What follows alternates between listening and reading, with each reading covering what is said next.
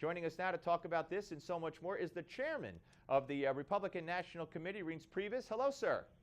Hey, how are you? Happy to be on the show, and it's a good day today, that's for sure. It certainly is, and you know, the media barely mentioning it. Of course, if it went the other way, we know it would be wall-to-wall coverage, but talk Right. about the significance of David Jolly's win yesterday.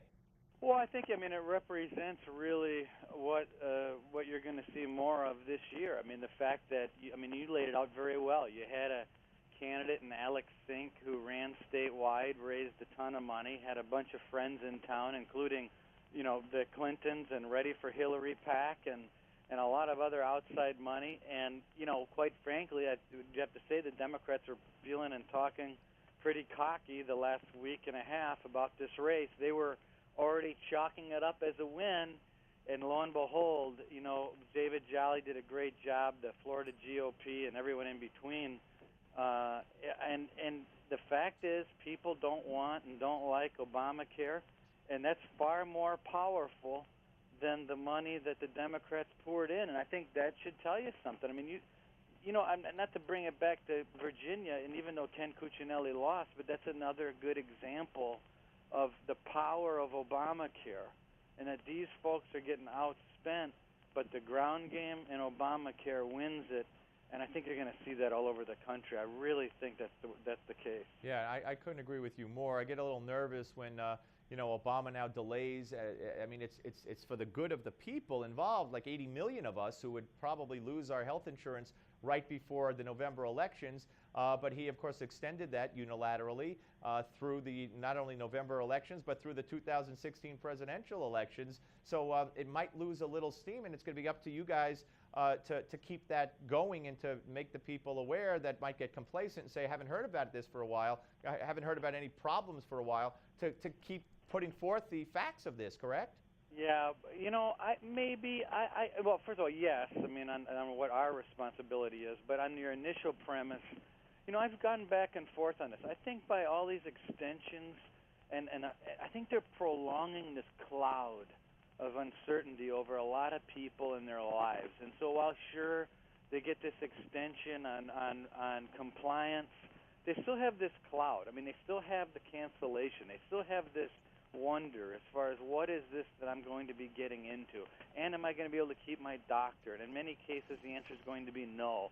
And you're going to have a choice on the ballot. You're going to have a choice between the person that's going to clear that cloud from your life, or you're going to go with the person that defended the fact that this cloud is over your head.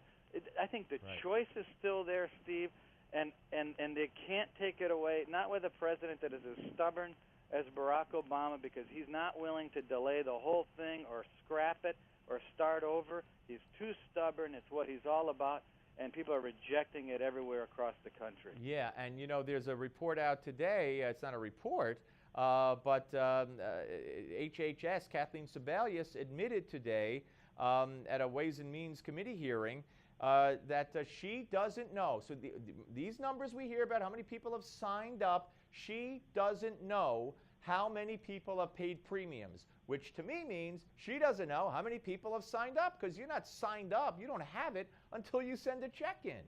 And then you look at, not just that, great point, but then you also look at the numbers that they're willing to release as far as the sign-ups that they're claiming that they verified, and they're now far below expectations. On top of that, young people aren't signing up, which throws the actuarial work off kilter. This isn't going away. And like I said, months ago, we were going to tattoo this on the foreheads of these Democrats, and we're going to run against them all over the country. And you know what? We're running in red states all through the U.S. Senate races, and the president's popularity is totally upside down, far worse than it was in 2012 when he lost almost all of those he lost all those red states, but he's losing them by even more now, and it's just going to make it even better for us to win the U.S. Senate. I wish I had a sound bite, even though I cringe when I play one from her. Debbie Wasserman Schultz, the head of the DNC, so I guess your counterpart, yesterday after the victory by David Jolly, put out a quick response press release or statement saying that the Republican candidate and the Republicans in that race, who won, mind you, underperformed. You know, I just got to believe, you know, it's one of those tweets that's so bizarre and goofy that you wonder if she actually sat there and typed it herself or some person in their comm shop thought it was a good idea. Well, I'm sure you saw it didn't take me a whole lot of time to figure out what my response would be. So I just wrote back, you know, ha, ha, ha, because it's such a goofy thing to say when you just lost a race that almost everyone on MSNBC and CNN were predicting you were going to win, and you lost it. And it was a big night for us. There's just no way you can't turn that thing any other way. It was a good night, a good way to start the 2014 midterms, and it should give some encouragement to people out there that, you know, with a better ground game and good data and a good message, which obviously is, you know, Obamacare is a disaster, is something most people agree with us on. You know, we're going to win a lot. You talk about, I want to just tell you what the president's latest poll numbers are, and this comes from the Wall Street Journal NBC News poll out today, found that Obama's approval rating is down from 43% in January to 41%, over half, 54%, disapprove. And, you know, if you take it issue by issue, Reince, every single issue, and in general, the direction of the nation,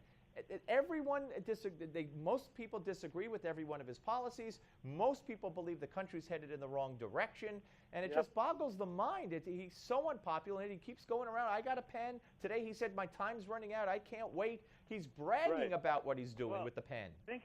Think about this. So, you know, in 2012, one of the issues with this president, you recall, you know, his policies were often unpopular, but he was relatively popular. Well, now his policies are even more unpopular, and now he's unpopular. Now, you just read that poll, but for your listeners, just keep this in mind. What do you think his numbers are in Alaska, Montana, South Dakota, Arkansas, Louisiana, and West Virginia are? Yeah. Because those are the 6 races we've got to win, and then some after that. So that number, as bad as the one that you just read, my promise to you is that it's a whole lot worse in those Senate races that are up, and that matters a lot. Well, let me get to the Arkansas Senate race right here. Not to throw you a curve, but Senator Pryor has doubled down on his remarks, which we played at the end of last week, where he, in an interview talking about Congressman Cotton, a proud military veteran, saying that Cotton has a sense of entitlement, thinking that because he served in the military, he's entitled to serve in the Senate, saying that it's not a qualification because you're in the military to serve in the Senate. And instead of taking those horrible remarks back, he's doubling down on them. Is that going to hurt him? Well, I think he should. I think Mr. Pryor ought to get down on the Senate floor and apologize to every single woman and man that has served in the military, especially folks like Tom Cotton, who fought for our country overseas and put his life on the line. You know, it is a embarrassing thing to say among somebody who's an elected United States senator. He had to go to the floor and apologize. I agree. Hey, Reince, great talking to you, sir. Thank you so much. I look forward to seeing you soon. All right, take care. Thank you. Reince Priebus, ladies and gentlemen, chairman of the Republican National Committee here on the Steve Malzberg Show.